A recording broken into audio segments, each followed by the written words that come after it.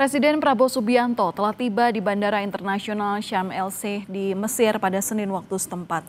Presiden akan menghadiri konferensi tingkat tinggi dalam membahas perdamaian di Gaza.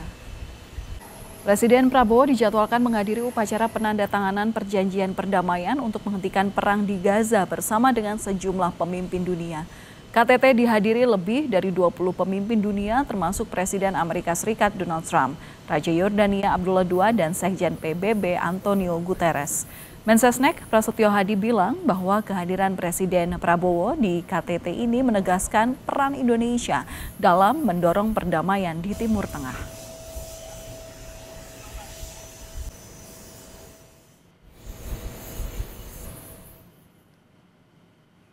Presiden Amerika Serikat Donald Trump telah tiba di Mesir untuk menghadiri KTT Perdamaian Gaza. Lebih dari 20 pemimpin dunia hadir dalam konferensi ini.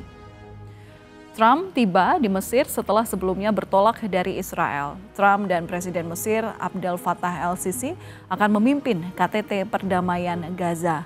Sebelumnya, Trump menyampaikan pidato di parlemen Israel setelah Hamas membebaskan sandera sesuai dengan kesepakatan gencatan senjata yang ditengahi oleh Amerika Serikat.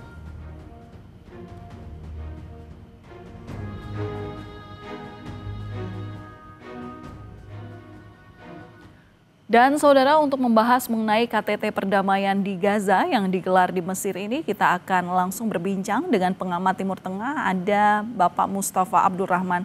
Selamat malam, Prof. Salam sehat selalu. Selamat malam, Mbak Valen.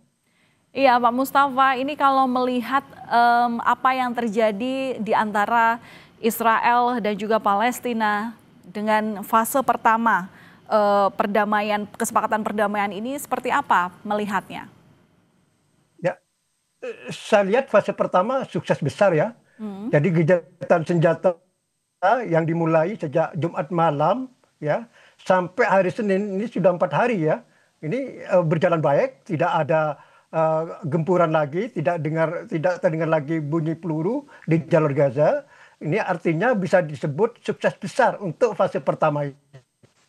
Oke, diundangnya Indonesia ini dibilang menunjukkan peran penting Indonesia dalam mendorong terciptanya perdamaian di Timur Tengah. Nah, sejauh ini Indonesia perannya seperti apa upaya utamanya dalam mendukung KTT perdamaian di Gaza?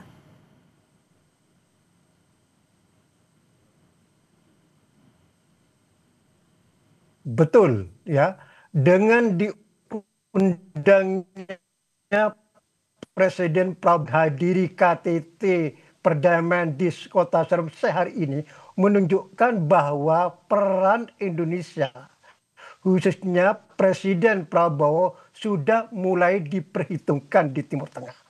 Dan ini tidak berangkat dari ruang kosong tentunya. Karena beberapa terakhir ini peran atau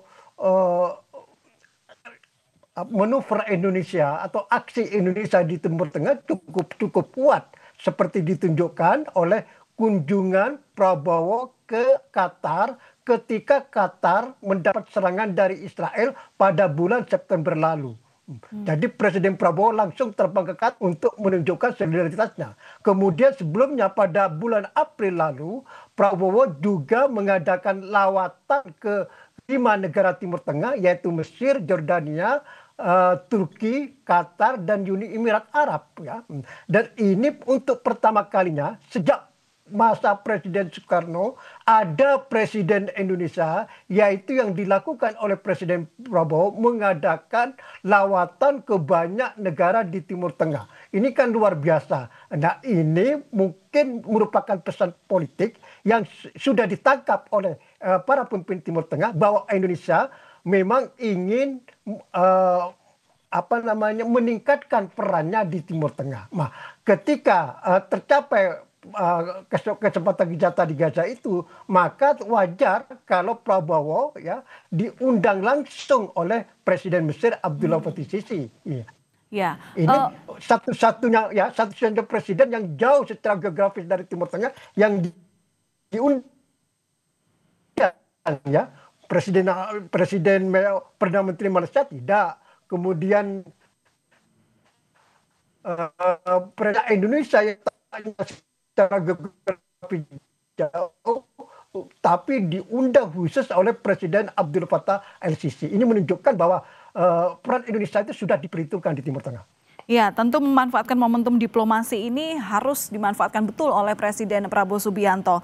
Pak Mustafa, apa yang tidak boleh luput dari Indonesia untuk mengupayakan perdamaian di Gaza? Ya, apa yang dilakukan Presiden Prabowo ya sejak April lalu sampai sekarang ini sudah luar biasa.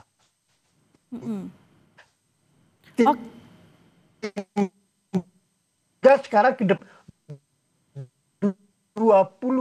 pasukan perdamaian. Nah, ini mungkin nanti yang akan terjadi pada fase kedua, tahan pasca perang Gaza kan. Nah, bagaimana pemerintahnya, kemudian juga bagaimana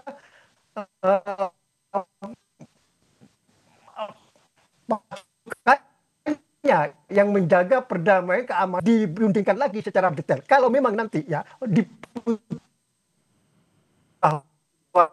mekanisme untuk mewujudkan keamanan di jalur Gaza itu adalah akan menempatkan pasukan perdamaian PBB seperti yang terjadi di Lebanon Selatan pasca perang Hizbullah dan Israel pada tahun 2006 dan sampai sekarang itu terus bercokol, termasuk Indonesia juga terlibat dalam pasukan perdamaian di Lebanon Selatan. Nah, kalau mekanisme ini nanti diterapkan di Gaza, bahwa pasukan perdamaian nanti akan ditempatkan di perbatasan antara Israel dan jalur Gaza, maka Indonesia itu bisa berperan dalam pasukan perdamaian tersebut.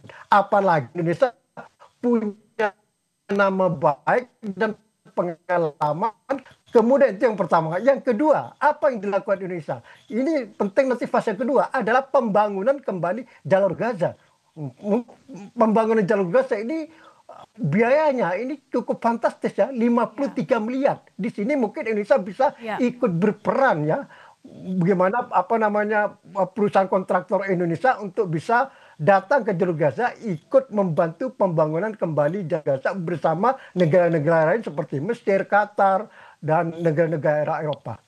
Ya, tentu menuju fase kedua ini diperlukan komitmen dari dua belah negara. Yang jelas bahwa diundangnya Indonesia, Presiden Prabowo Subianto ke KTT di Mesir ini menunjukkan peran penting Indonesia dalam mendorong terciptanya damai di Timur Tengah. Terima kasih sudah berbagi analisa Anda di Kompas TV melalui Kompas Malam, pengamat Timur Tengah, Bapak Mustafa Abdurrahman. Salam sehat selalu.